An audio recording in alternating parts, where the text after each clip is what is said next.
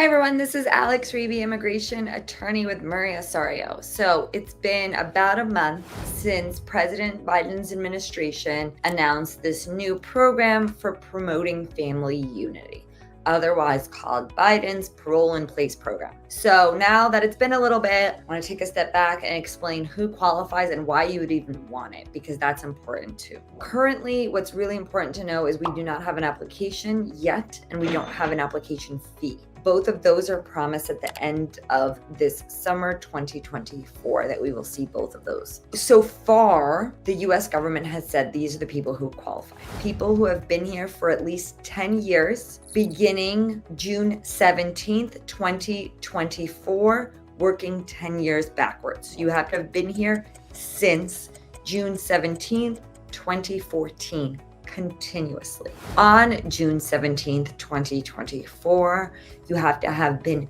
married to a US citizen on that date. You get married afterwards, cannot apply, unfortunately. Or if you're the stepchild, so if you have a step parent who's a US citizen on that date and you've been here for 10 years, then you would also qualify. Now, the other thing that the US government has said on its website is that you can't have significant criminal record. Now, what does that mean? We don't know yet. Nobody knows yet, okay?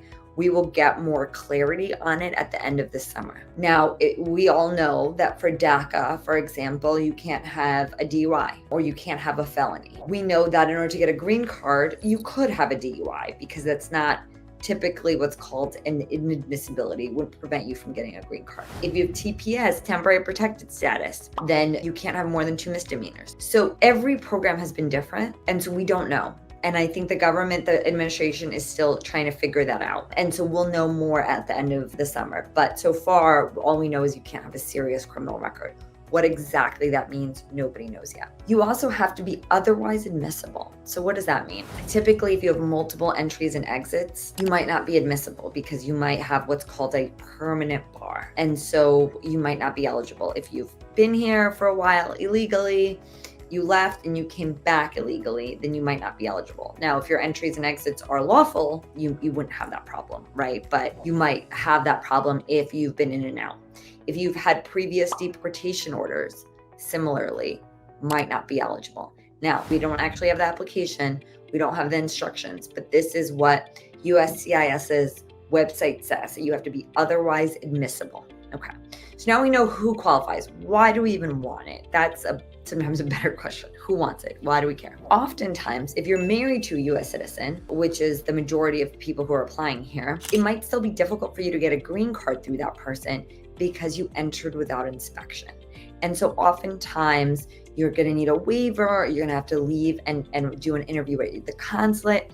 Very complicated process. So if you're able to do this program and get the benefit, which is parole, okay, you would get a work permit, but more than that, you would get the ability to hopefully adjust status, meaning get your green card here in the United States.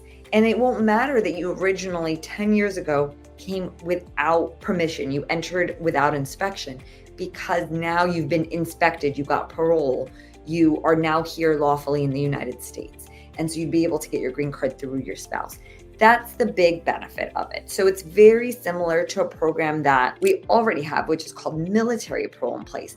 But that's confined to people who have immediate family members who are in the military. So this is just a kind of a broader application of that existing rule.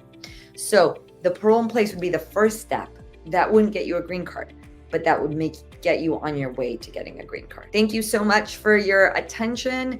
And if you have any questions about this program, please don't hesitate to reach out to us and get yourself in a good position to be able to apply as soon as the program is announced officially and as soon as an application is out there. So we can give you more insight as to what documents you'll need and get you on your way to applying for that as soon as anyone's able to.